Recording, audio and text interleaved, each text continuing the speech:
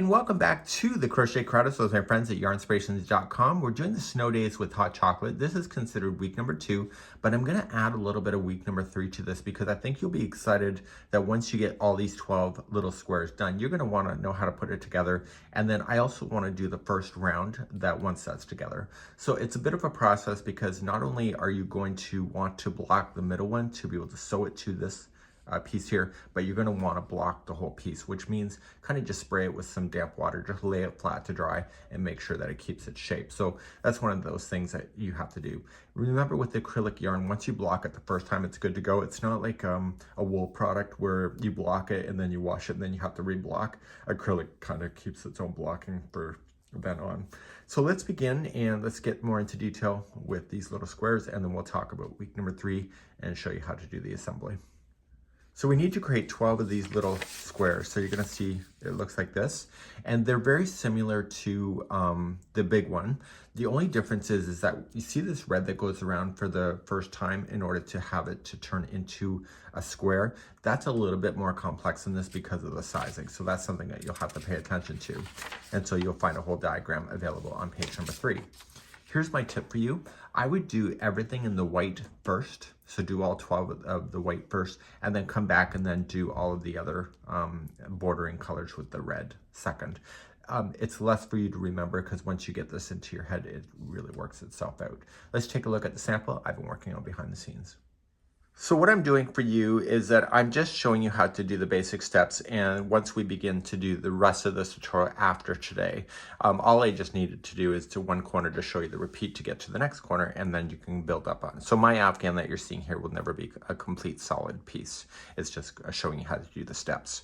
So what we want to do is create this first, and I'm still using my Payton's Inspired. I decided to keep all the squares the same color, and then the really key factor for this is that once this is assembled, the stitch counts across here, oh God, the dog and the cats, the stitch counts across the first, every side will matter a lot in order to keep it in balance, and that's something that took me a little bit of time to be able to figure out. I'm going to also show you today the invisible join, which will join. Here's my big tip, I'll leave it right now. If you are going to join things together, when you finish your square, put that so that it's in here. Don't leave it on an outside edge or here. On the outside edge, when you do slip stitching, sometimes that you think it's a stitch and it's not, and it becomes really obvious. So if you put it here on a join like this and just sew it together, it'll be really quite invisible, and therefore you won't screw the counts of then going all the way around. So let's begin and start make one of these squares. So let's begin today, and we're going to create a slip knot. You can use any yarn you wish. The original pattern was a 5mm size H. I'm using a 6mm size J because I'm still using my Payton's Inspired yarn.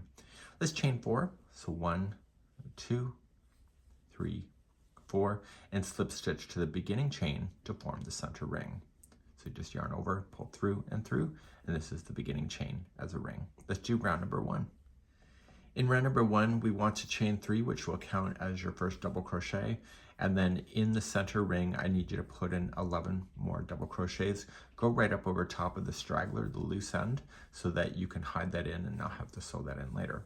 So please just go all the way around and get your 11 in.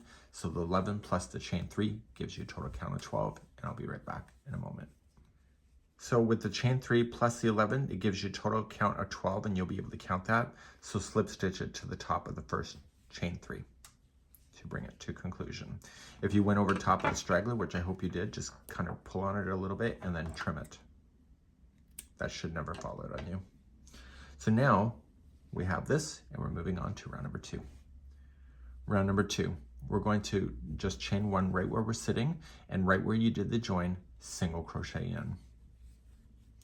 You're then going to chain 3 and skip the next one right here and single crochet in the next. And you're going to do that all the way around. Okay, so chain 3,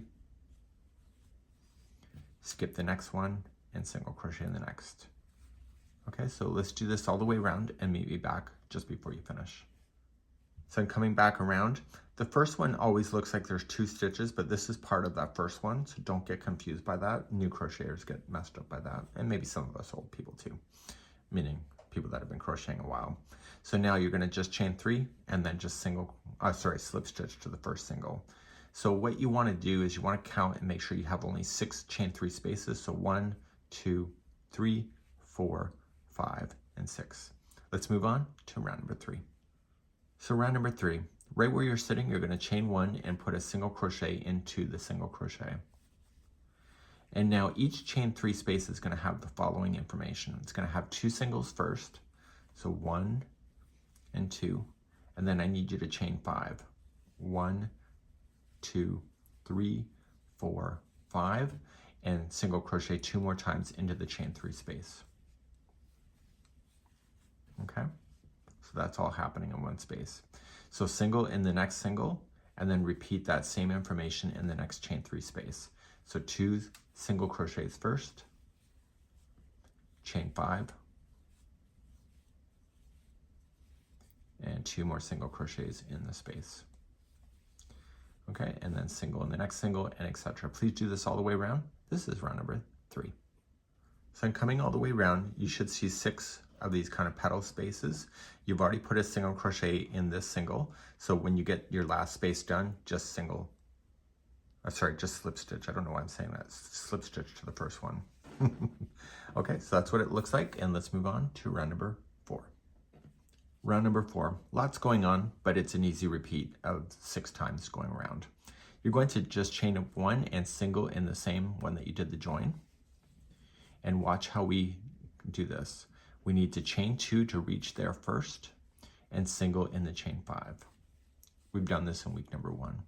So now you're going to chain 5, 1, 2, 3, 4, 5, and single back into that same spot. You're now going to chain 7, 1, 2, 3, 4, 5, 6, 7, and single back into that spot.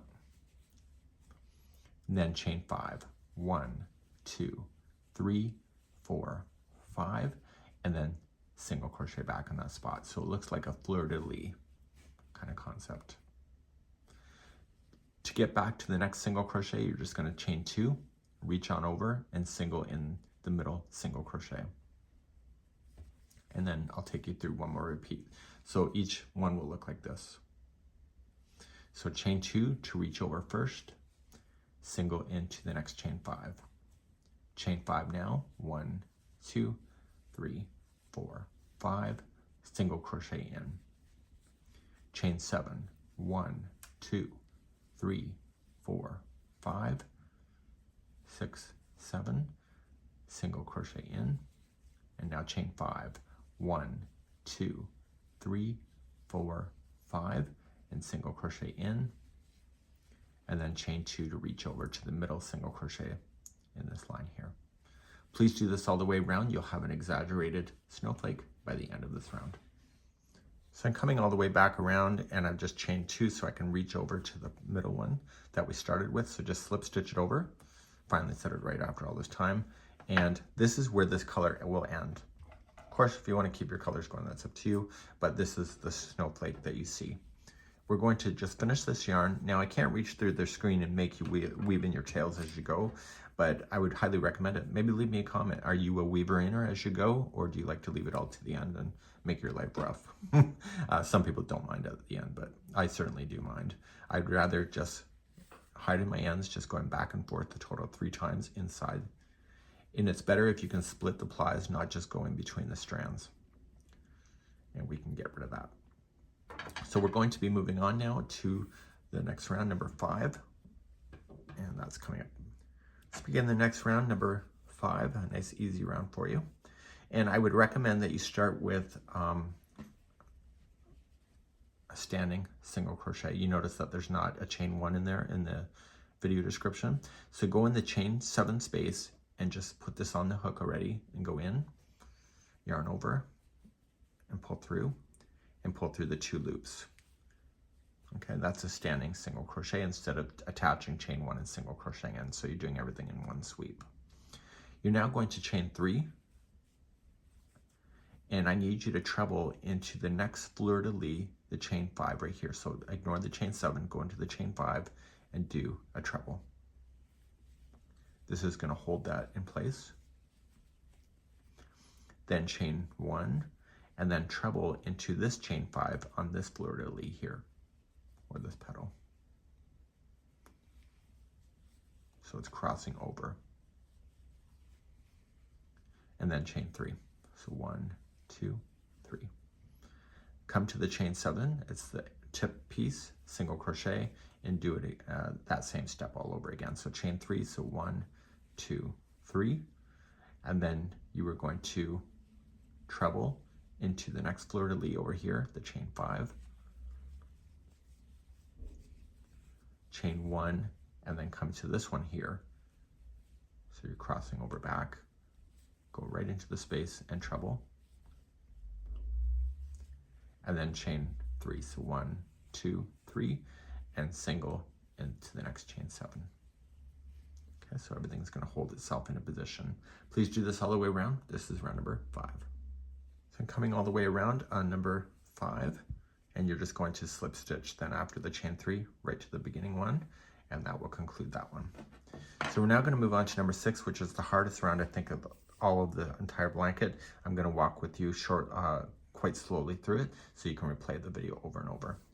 So let's go through number 6, and let's go through slowly. We're going to chain 1 first and single crochet in the single.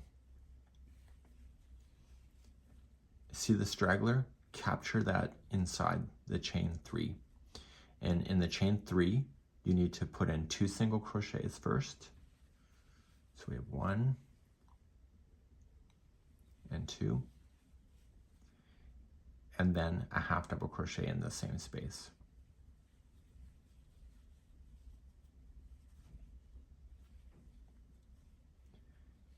In the next treble, you are going to apply a half double crochet.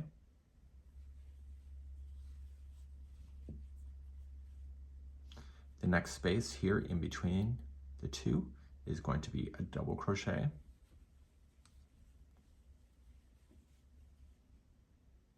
The next treble is a double crochet.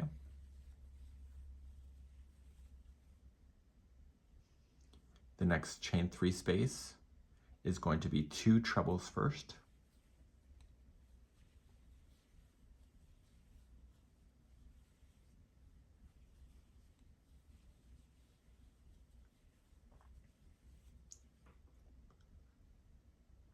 Followed by a chain 2.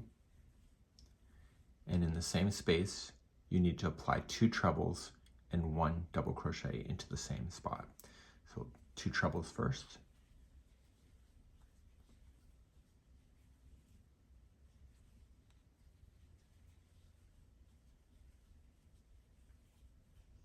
And 1 double crochet in the same spot. You've officially now turned a corner. Let's keep on moving. Sorry about the dogs today. So it's a double crochet in the next. And in the next chain 3 space, you're going to apply 2 half double crochets and a single crochet. So start with 2 halves first.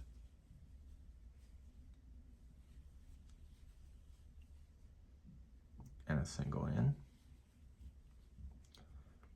The next treble here is going to be a single.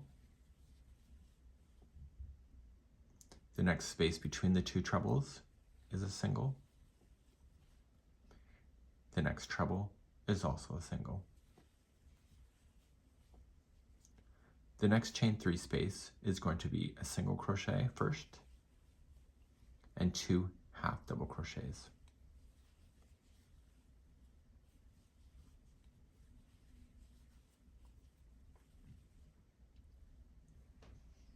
The next single is going to be a double. And in the next space here, it's going to be different from this corner. It's going to be 1 double crochet first,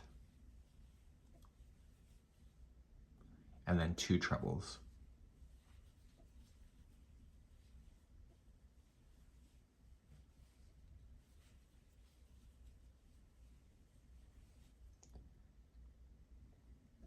Chain 2 to turn the corner, and in the same space, this time it's only going to be 2 trebles.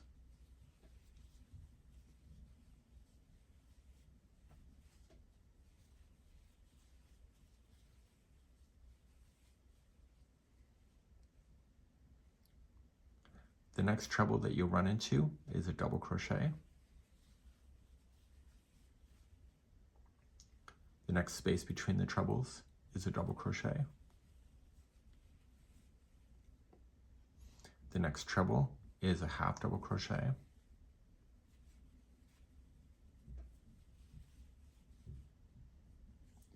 The next chain 3 space is 1 half double crochet first and 2 single crochets.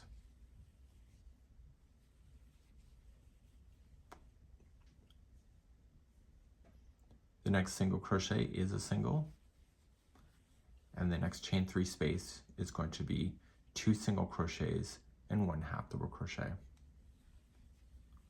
So 2 singles and a half. The next treble is going to be a half double crochet. The next space between the trebles is a double crochet. The next treble here is a double crochet, and then we're heading to a corner.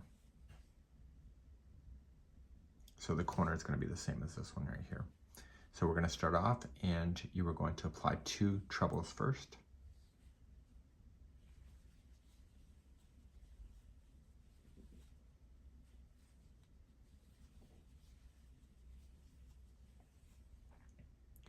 Then chain 2, and in the same space you are going to apply 2 trebles and 1 half.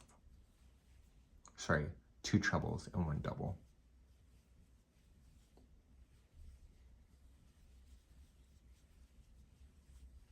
And 1 double crochet there. The next space here, or sorry, the next single crochet here is going to be a double crochet. And in the next chain 3 space, you are going to apply 2 half double crochets first.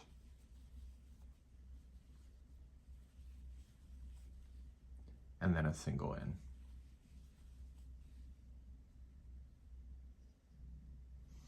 The next treble is a single. The next space between the 2 trebles is a single. The next treble is a single. And the next chain 3 space is going to be 1 single and 2 halves.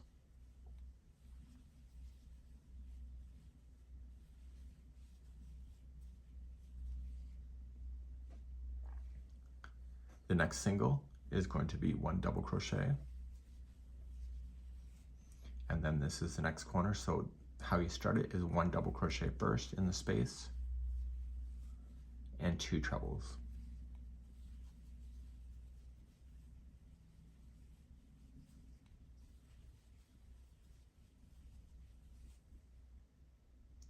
Then chain 2, then in the same space, 2 treble crochet.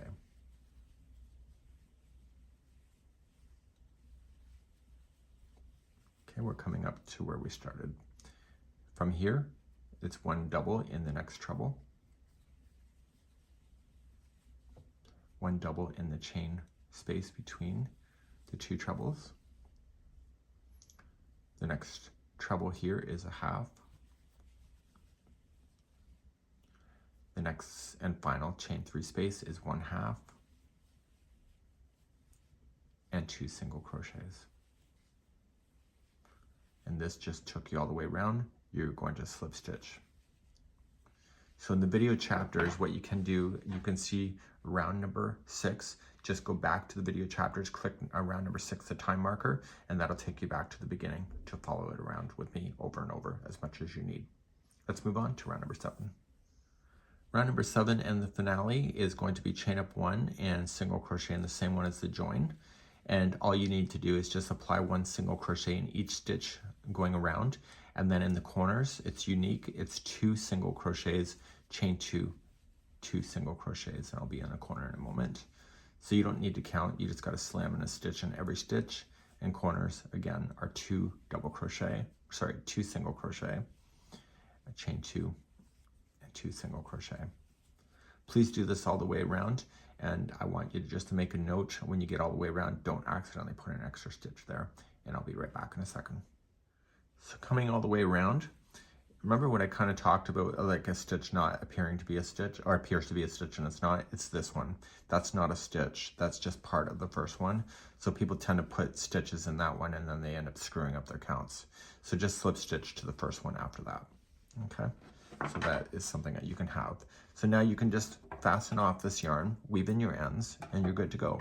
And now I'm going to talk about doing the attaching. So you want to do all 12 first before you start even thinking about attaching, and that's going to be your mission. So weave in your tails and let's talk about the attaching. So this is where we're going to move on to week number 3. And in week number 3, what we're going to do is just get ourselves set up so then this gray section right here, we can just slam it through on week 3 officially on a tutorial, but let's get ready for that. So what you want to do is you want to get all 12 done, and you want to put all 12 together in this formation, and you're going to whip stitch on the back loop in order to create an invisible join. So you don't want to start with the center and attach. Let's just make the square like this as a solid unit first. And therefore, once that's all together, you're then going to then put the center piece in, and then you're going to whip stitch that into position. And you're going to want to damp block this thing. So you're going to want to just pin it down, just dampen it a little bit. And if you don't have pins, just dampen a little bit, just stretch it out and make it look like a square. Okay, so you're going to do that after it's completely assembled like this first. My tip for you, right where you finished off, the slip stitch always appears like an extra stitch, and it is really easy to screw that up on an outside edge. So I want you to make sure that this here is in a join of being joined together. So let's just say that this square and this square, it's right here, and therefore the exterior edge is the right stitch count that you need. I found with myself is that I left a few on the outside like that, and I was really questioning my life. So I want you to put that together. So I'm going to show you the formation of putting this together, and then I'm also going to have you block it. If you choose not to, that's your business. I can't change your mind. But then I'm going to show you just the first round going all the way around after this to frame this up and make it get ready for the next part. My first tip for you, create a slip knot. So you're just going to take a piece of yarn that you're going to use to sew and create a slip knot and leave it open. Now, the color that you choose should either be the edge of this one or this one, not a completely different color, but I'm doing it on purpose just to show you where the stitches are going to go. So choose one or the other. It doesn't really matter. It'll look good either way, as long as it's, you know, honestly, I've seen people do so much great work with this and then they use a color that doesn't belong and it looks like sin. If sin had a look, that's what it would look like. So what I want you to do is put your tapestry needle in, and I want you to go into the back loop of this one. So it's the furthest loop. So don't go into 2, go into the back loop. Then I want you on this one, on the same stitch on the opposite side, come in the back loop on this side coming up. And you're just going to match. And when you pull through, keep my hands out of the way here, you want to put this through and that'll lock it. Okay, so let's just hold and it will lock. Leave the straggler and just push it in between, and we'll deal with that later. Now, you're going to move down to the next stitch that's available to you on this side, and you're going to come in the back loop and then move down the stitch on this one on the back loop. And I'm using a different color just to illustrate what it will look like for you. Okay, so you got that. And so then toss your yarn back to the side and go over. This is called the whip stitch. I don't think it's a mattress stitch, but you can correct me on there. So once in a while, I would tug on it and it will pull it even tighter. But when it's the same color as either of the two, it blends so well. That's why it's called an invisible join. And because you're using the back loops only, what this is doing is it's having the joins settle between each other, where if you use both of the strands that make up a stitch, it puckers up like a window pane, like a windowsill.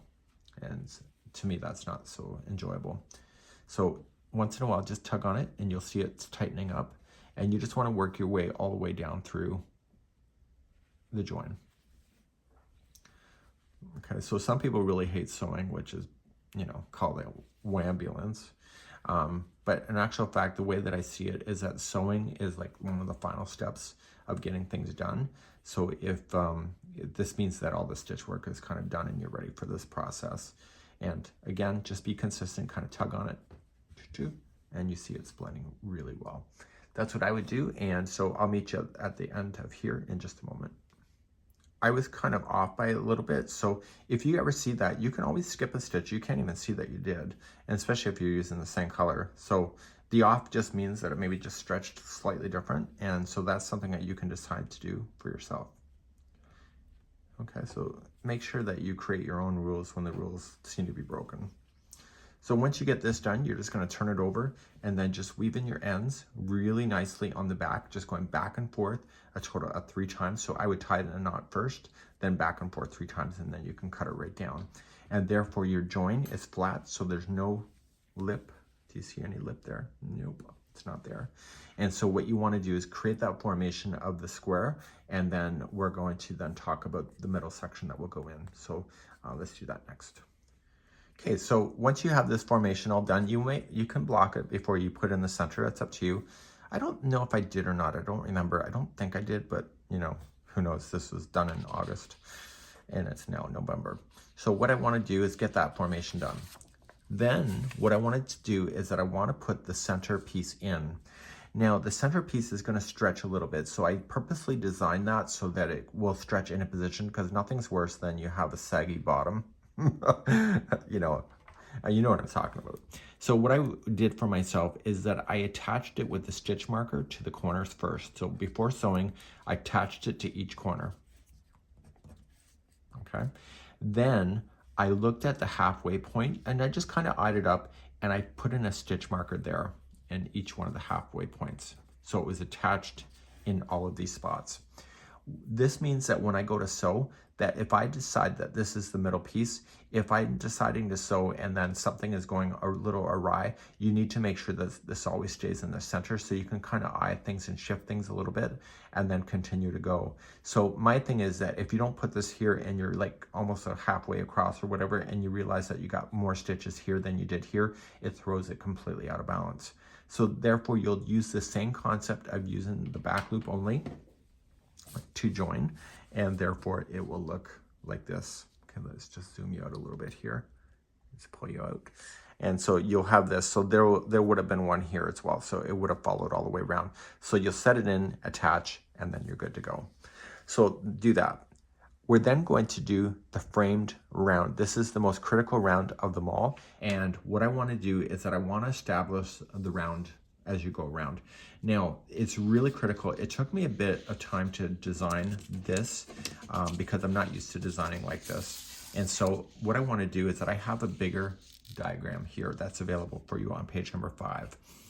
Do you see when you attach stuff here, it causes an indentation down, and nothing bothers me the worst. I know, first world problem, is that when you are crocheting along and then in the dips in between, it causes it to dip. So let's get rid of that. Right where they're joined, you're going to put a double crochet, which will reach down further to be able to connect that so that it'll keep that edge relatively straight. Okay, it's the only straight thing on camera today. So you'll be half double crocheting in each of the stitches across, and then you're going to be jumping down to put in the double crochet at the join spot. So look carefully. There's a half in the chain 2 of this one, a half in the chain 2 of this one, and a double right where they're connecting. The goal is to get the stitch counts to be accurate, and let's get what that count is. So right here, as states, we need to have 92 half double crochets and 3 double crochets. Those 3 double crochets are the ones that are sinking down. There's only 3 of them, right? So it sinks here 1, 2, and 3. And that gives you a total count of 95 stitches. It says HDC, but that's my mistake. It's 95 stitches between the chain 2 corners. What that means is that it's from here to here.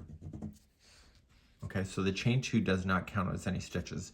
So there is 92 half double crochets, 3 doubles, which gives you 95 stitches. I don't care what you do at this point. You need to get 95 stitches or the rest of this afghan's not going to work.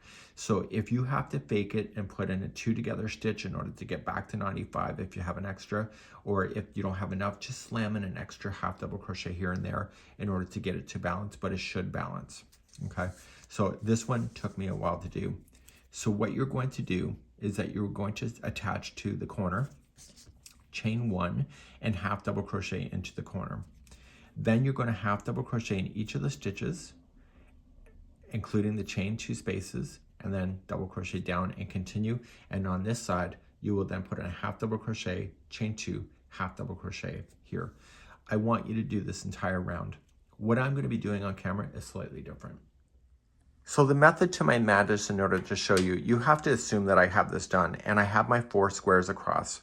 But what I'm going to do is that because the rest of this afghan is an easy repeating, once you do a little section, it's repeat, repeat, repeat right to the next corner. It's easy for me to demonstrate that. So I don't need to do a whole blanket fresh here on camera with you. So what I'm going to do is that I'm just going to attach here and let's begin that frame round and I'll show you. So let's just create a slip knot and attach to any chain 2 space that's in the corner. And you're just going to attach and then chain 1. And you want to half double crochet in that same spot. So because I had you put the endings in here, you're not going to have to worry about the stitch counts being off at all. So each stitch is going to have a half double crochet, and at the joins, it's going to be slightly different. You can use any color that you want to. Sometimes I like to use the same color as the frame itself, just in case there's any imperfections. So I'll meet you at a join spot just to verify that I think I know what I'm talking about. So I'm coming up to a join. Just pull things apart if you just don't see it. So there's the chain 2 right here. And you were going to apply a half double crochet there. Then the connection spot is right here. Double crochet into the connection down here. Then come to the chain 2 on this square or chain 2 space, and then you start half double crocheting across. The first one is right here. Okay, so don't think it's there. Just pull it apart if you don't see it. It's right there. Do you see this strand that goes down? That means that there's a stitch. So what you want to do is get yourself to the next corner all the way across and doing what you need to do at the connection spots. And because I just had you do that, see, it's flat. I know, I'm just not any dummy on camera. I'm your dummy today. So what I'm going to do is that I'm going to pretend that I'm going to come around, and then I'll meet you back here at the beginning of this right here. So you'll be coming all the way around the square. Okay, and I'll see you back here in a second. So let's pretend that I've gone all the way around. We've got to fake it or make it sometimes, right? For educational purposes, it's really good. Okay, so in the last corner, there's going to be 1 half double crochet. And then what does it say to do? It then says to chain 2 and then slip stitch to the top of the first half double crochet. So ignore that chain 1, and then therefore that's good. And this here, it says to fasten off. So this is the full round done. It's framed. And now the rest of this, if you want to block it and anything like that, it has instructions there. And then we are going to then start with the bordering next. And the bordering will then take us right to the end of the project. And we're going to begin that section in just a few moments. But not today, in the next video. And I'll see you back here then.